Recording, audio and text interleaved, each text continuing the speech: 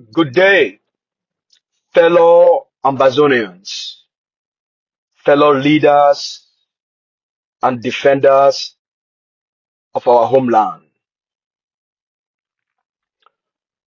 Today is Wednesday, the 20th of May, 2026. I know in the homeland, across our beautiful territory, the Ambazonian people are collectively observing a collective day of rejection, a day of resistance, and a day of defiance. I know it's a national lockdown day today. The Ambazonian people are staying at home. They're avoiding participating the fake day of national unity. You cannot be celebrating national unity while simultaneously launching an extermination campaign against the Ambazonian people. Cameroon cannot pretend to be celebrating national unity while Mr. Biya is waging a raging war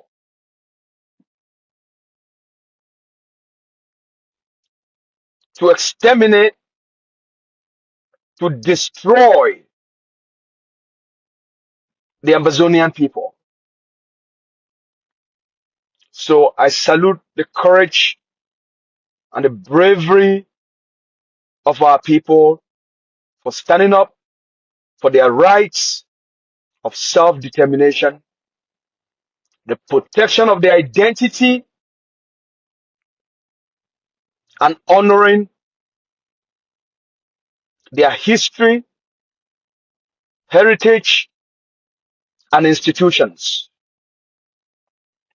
Over the last 1 week, I have engaged myself in very extensive research on how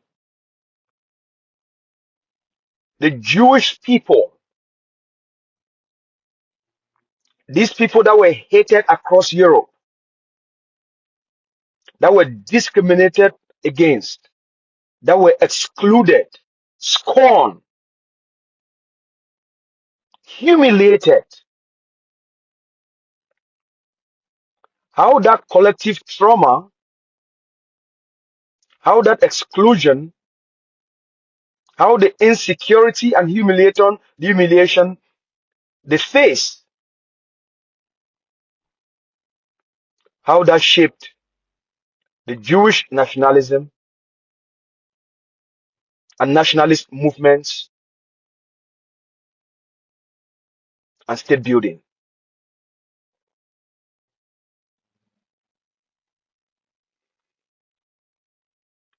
My research and analysis today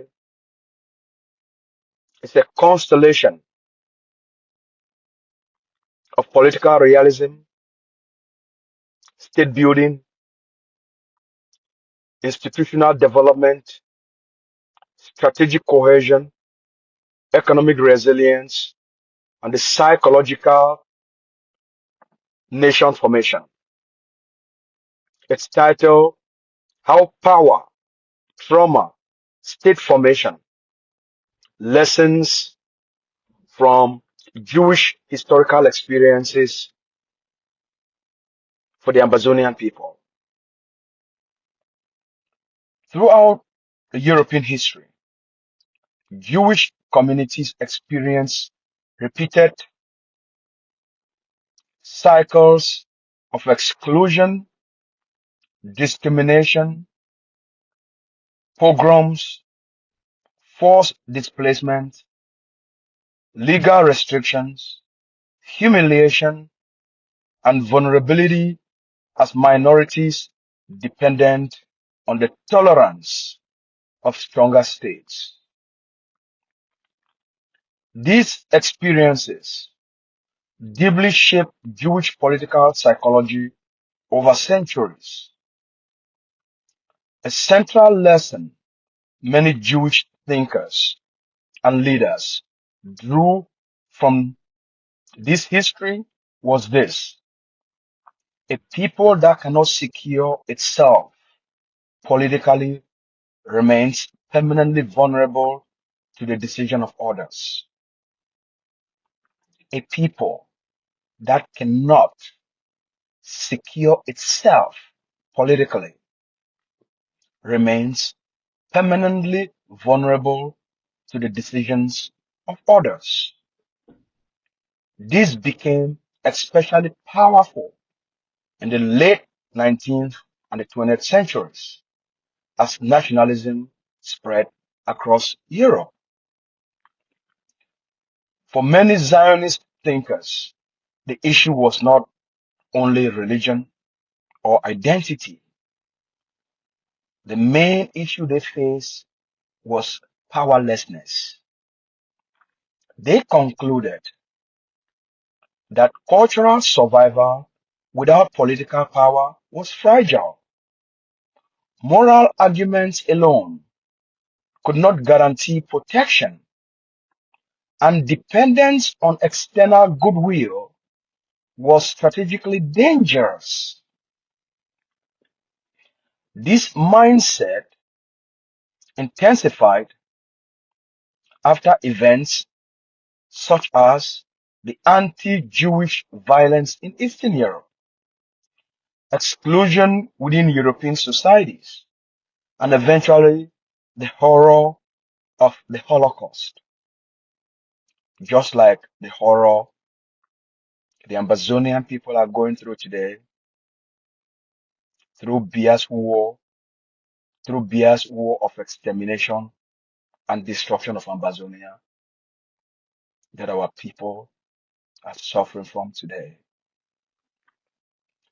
The Balfour Declaration signaled an opening for political self-determination in part of Palestine, but Zionist leaders understood something important from a realist perspective. A declaration alone does not create durable sovereignty. A declaration alone does not create durable sovereignty, which means the Balfour Declaration alone, the intention alone, does not create independence. In realist political doctrine, survival ultimately depends on institutional capacity, demographic organization, economic development, diplomatic alliances, technological advancement, and the ability to defend the state's structures. This is why the Zionist project emphasized institution building, education, agricultural development, financial networks, international diplomacy, and eventually a strong security structure. This logic was clear. In a hostile or unstable environment, weakness invites existential risk. The realist framework.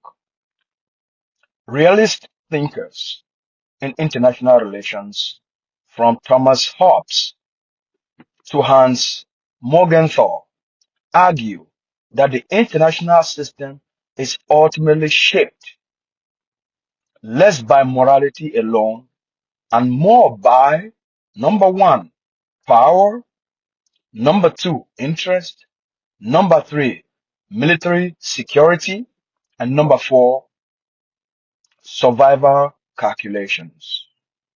Under realism, states prioritize survival.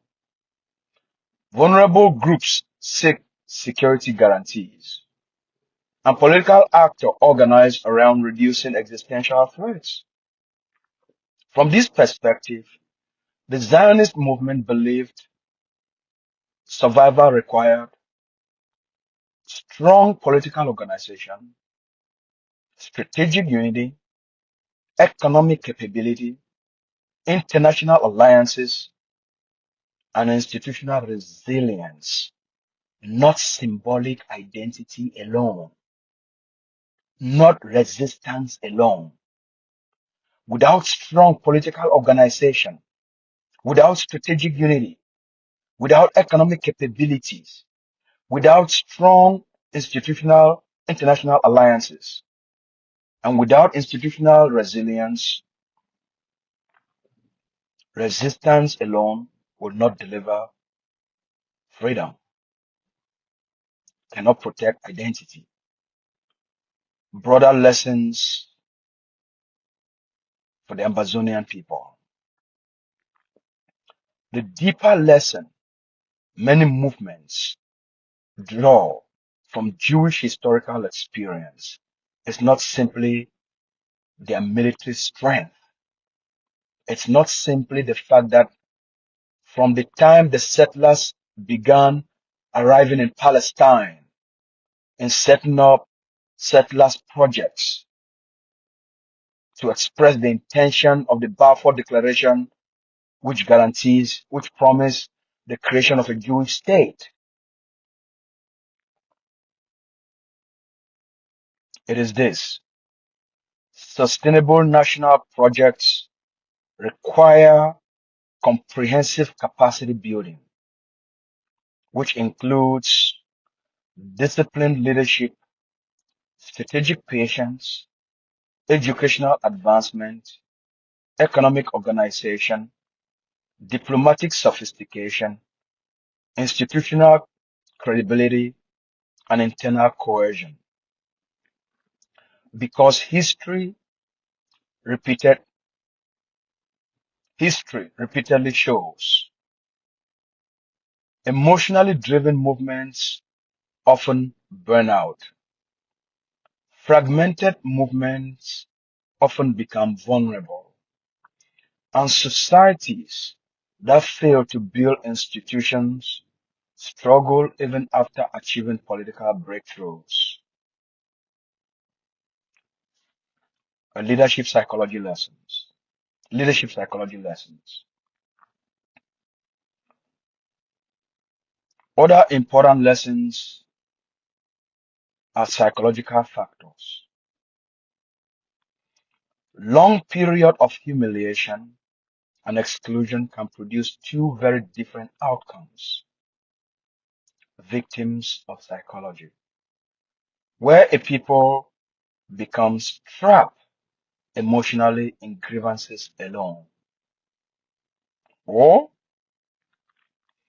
strategic psychology, where suffering becomes transformed into organization, discipline, resilience, long-term planning, and collective advancement, and strong security architecture for the protection of the people, for the protection of their political institutions, for the protection of their aspirations, and for diplomatic leverage. The most successful national movements in history often made this transition from emotional reaction to strategic construction, economic strength, and national survival. One other major lesson from Israel's development is the importance of economic and technological capacity. Many Israeli leaders concluded long-term survival in a volatile environment required becoming economically dynamic, technologically advanced, and institutional efficient. This is a core realist insight. Economic strength supports political leverage. Technological capacity increases resilience, and institutional competence strengthens legitimacy internally and externally. A cautionary lesson. At the same time, realist politics often carries some dangers.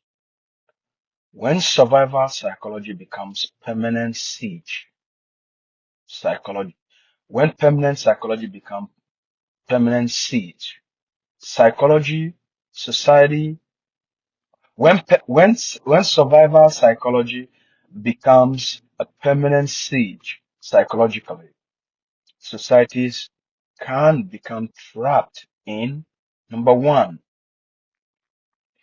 perpetual militarization and armed resistance. Number two, face fear-based politics or hardened identities and cycles of conflict. So another important lesson is this. Security alone cannot sustain legitimacy indefinitely. Long-term stability requires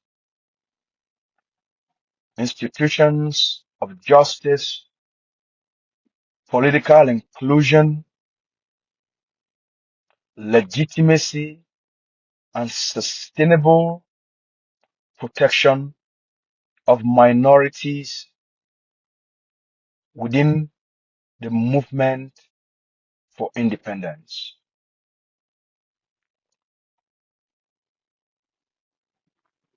Final reflection point.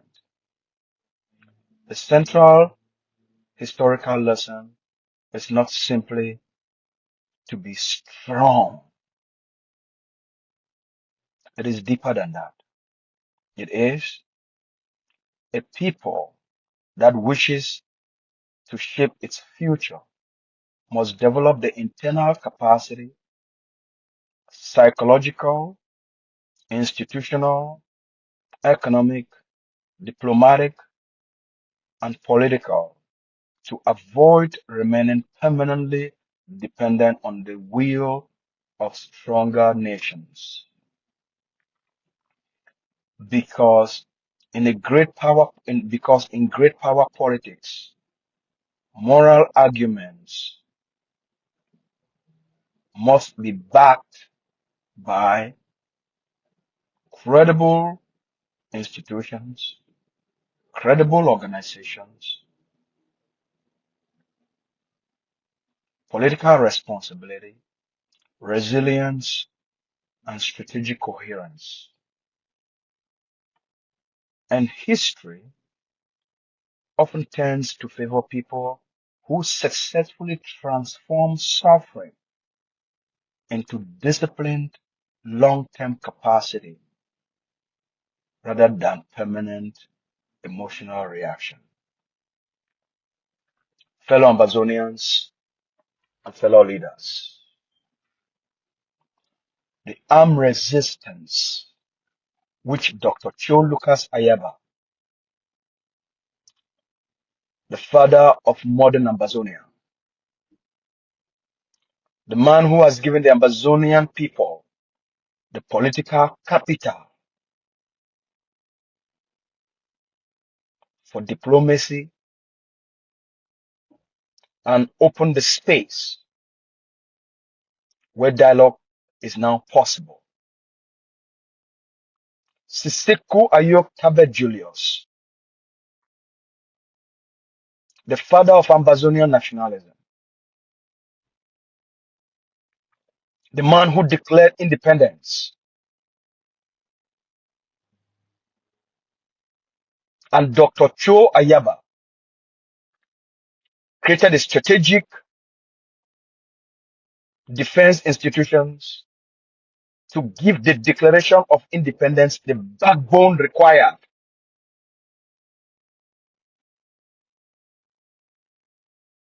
to back the Declaration of Independence with with the defense of that independence.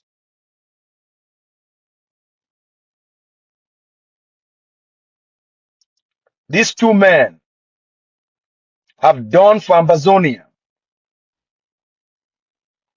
what the world, from a realist perspective, expected from our people since 1961.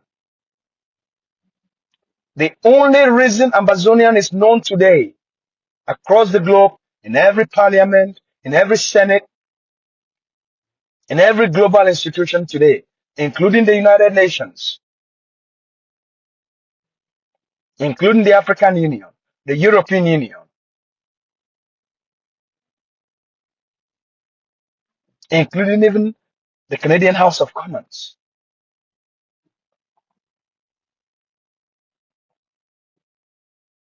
is because we have shown that we are serious people and self-determination is something we cannot compromise on.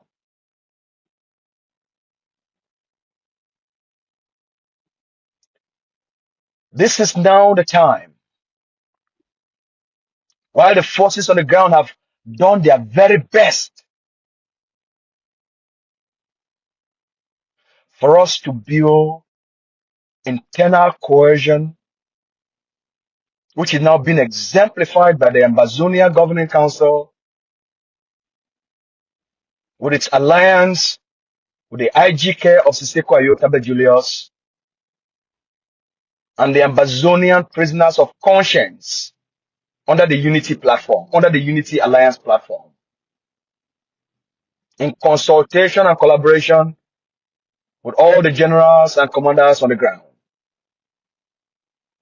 in order to build a common united front.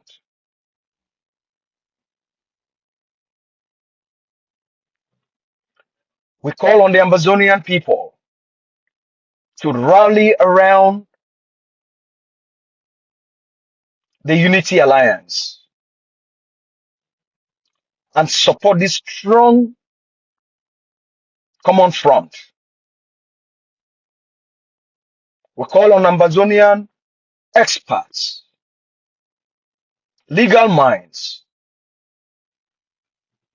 to join the movement. We call on Ambazonian mothers, professionals in the diaspora. This is the time to come on board. This is my message for our people today.